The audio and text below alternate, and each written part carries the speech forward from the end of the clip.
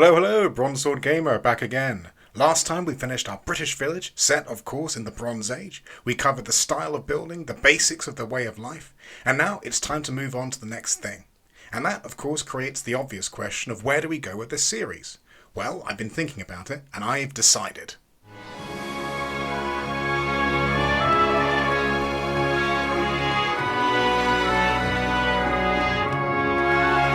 Yes, it's ancient Sumer.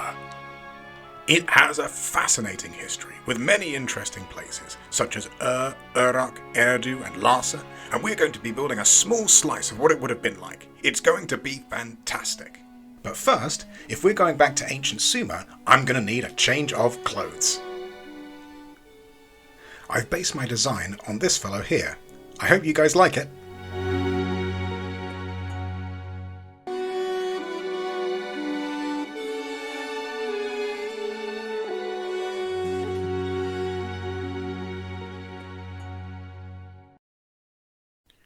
First things first, I picked this area because I think it best matches the general topography of the region the cities were found in. You've got this large, meandering river, similar to the Euphrates or the Tigris. And then there's this shallow basin, which is lush and green. And then as you push outwards, you have these mountains in the distance, which, as far as Minecraft biomes go, is about as close as you're going to get.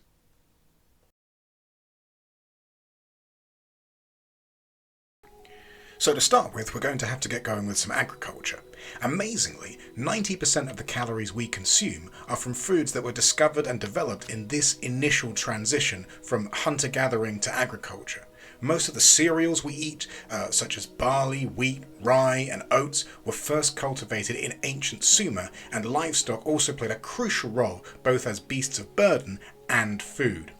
It's believed that the wild auroch was domesticated for the first time in around 8500 BC, and based upon DNA analysis, all modern cattle may very well descend from an original captured population of these animals, which could be as small as 80 individuals. Isn't that crazy?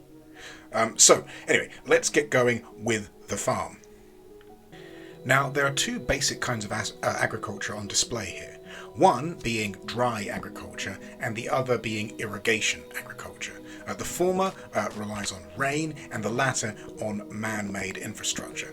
And that's what made the Sumerians different from every other tribe running around at the time. It's not just that they lived in like the perfect area for farming, although it's actually so good that people call it the Fertile Crescent. The Sumerians were inventive enough to extract the full value of their situation. Their advanced expertise in managing irrigation canals enabled them to control the periodic flooding of the Tigris River, and that allowed for year-round agriculture, which benefited from the nutrient-rich silt which was deposited by the flood waters. So that's what we're going to be building today. And as you can see, I have this fine base to work from now.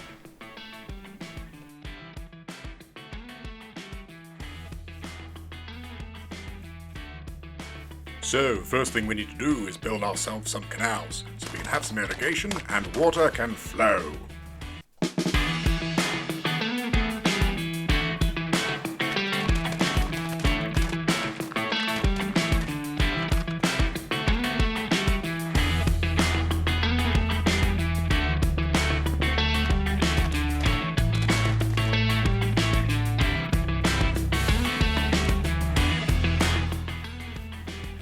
Very important to mark out how far apart these canals are going to be.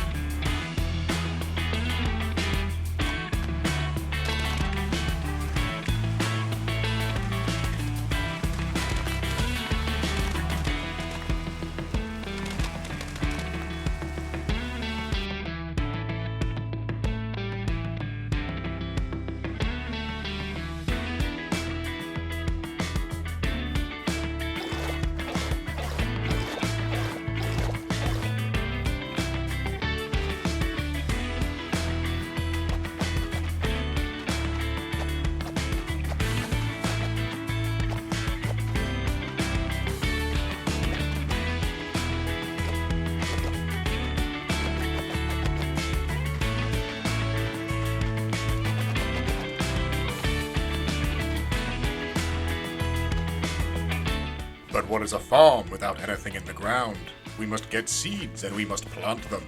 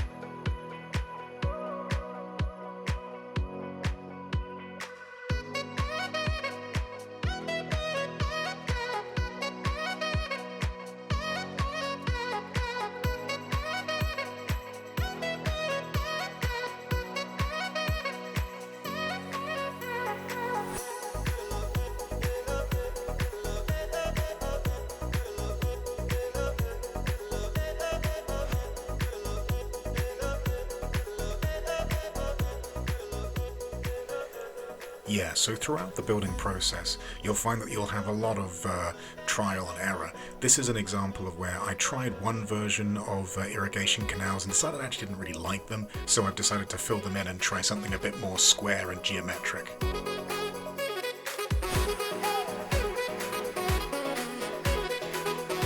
At the heart of ancient Sumer were the twin rivers of the Tigris and the Euphrates.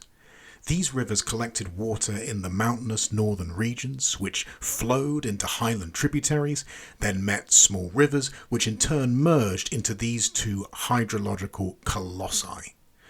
The farming communities that developed around the Tigris and Euphrates both relied on and fought against these overwhelming bodies of water. On the one hand, the rivers would routinely burst their banks, creating these alluvial floodplains whose nutrient-rich silt created this sort of natural fertilization system. But on the other hand, they had to constantly labour to maintain the waterways as erosion or silt deposits reworked the topography in ways which hurt the efforts of these communities. Religion played a crucial role in all of this, as theological groups had the persuasive power to organise large bodies of men to create these large-scale projects, the benefits of which would only be seen far into the future.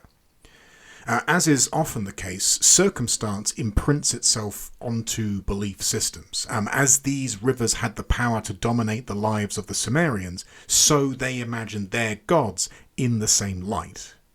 Enki, also known as Ea to the later Arcadians, was their god of wisdom and water, and was believed to not only hold dominion over the rivers, but was held to be the creator of the world order as they knew it. This connection between the structure of their society and the will of the rivers was no accident. Without one, there could not be the other. Their mythos also celebrates Enki as a great teacher. The Sumerians credited him with imparting to them the secrets of agriculture and irrigation. For example, it is said he passed to mankind the first tools whose designs they have used ever since.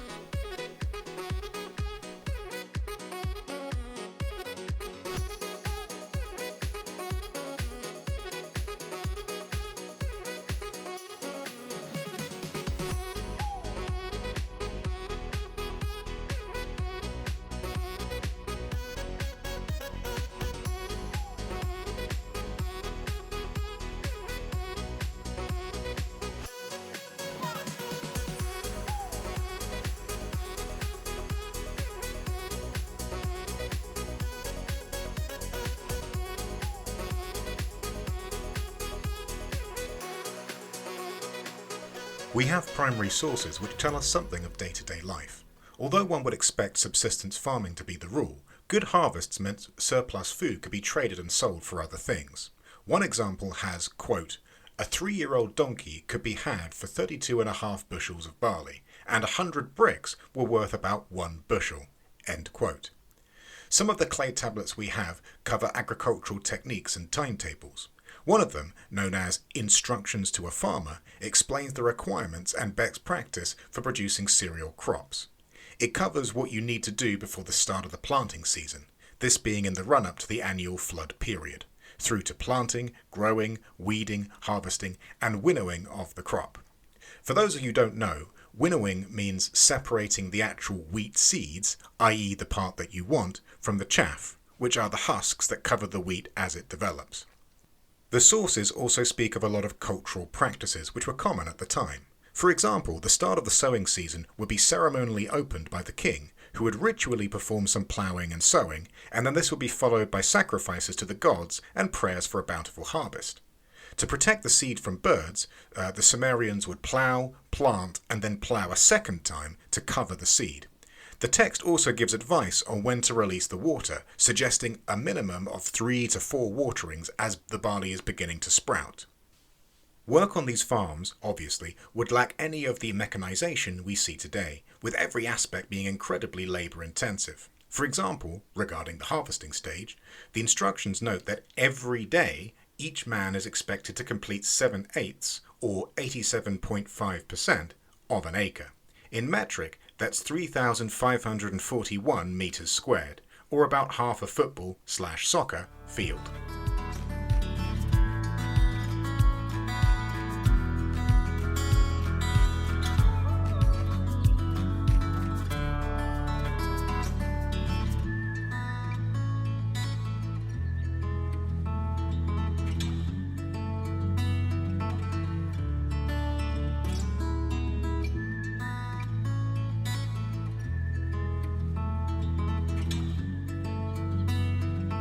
Okay, so what we've got here, we've got all of the canals, the irrigation canals all dug out. So we've got the corn growing, and now we just need to get a source for that water. So as you can see from this line of torches that I just have there wending up the mountain here, I'm going to create this stone brick channel here, which they will have carved through the mountain, and I'll have this coming along here, and then it'll come down over here where there'll be an Archimedes screw which will be pulling the water up through a channel, up the mountain, and along here so that the water can come down again.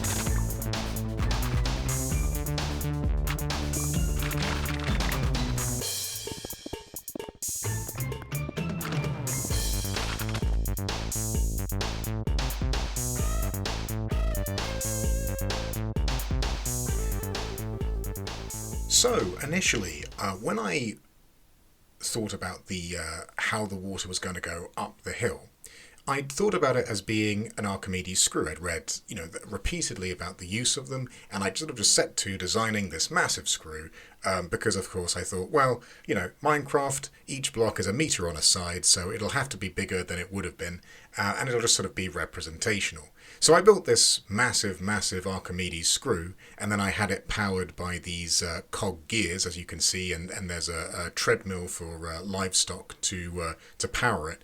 But then, as I was doing more research, I found that actually this obviously the Archimedes screw was way too big, but also the manner in which it was powered. So gears would only have come in the 4th century BC in China, So that technology is really not on show here.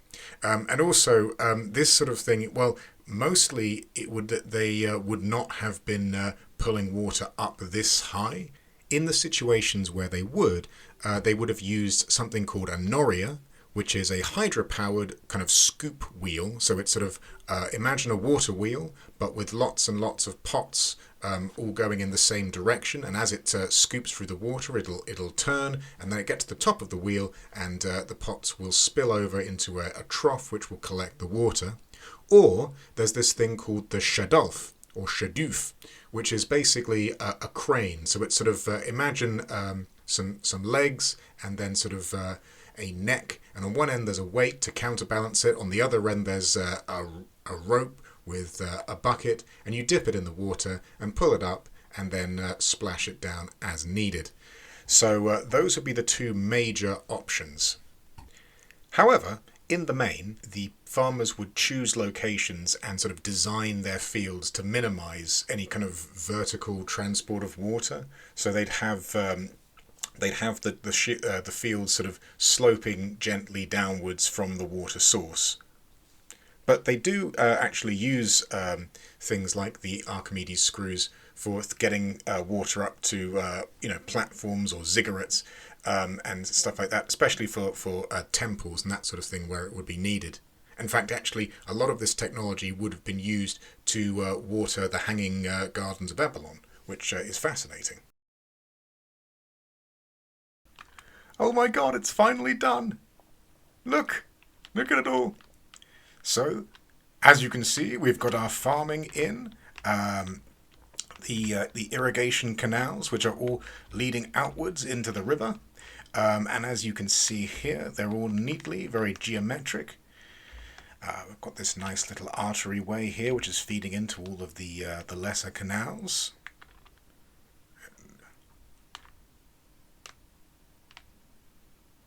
And obviously over here we have our Archimedes screw, which is pumping it's a spiral inside of a tube, as I mentioned before, and it's pumping the water up the mountain. Here we have as I say, the giant cog, which connects to this other cog, which is powered by these two cows, these cattle, who will be marching neatly along with some encouragement, I'm sure. But as I say, this turns this cog, which turns this larger cog, which forces water up the screw, and then it pours down this channel here before heading all the way through here, down these stone brick way, and then down the hill into this channel which has been cut out of the earth, and then down into these earthen canals here, as you can see. I'm super excited about this project, and I'm really looking forward to getting more of it done. Work permitting, I hope to release videos more frequently, but we'll see how it goes. But anyway, thank you so much for coming along. I really appreciate all of you who have watched through to the end. Really appreciate it. It's a tough old world out there, but take care of yourselves, and I'll see you all later. Bye!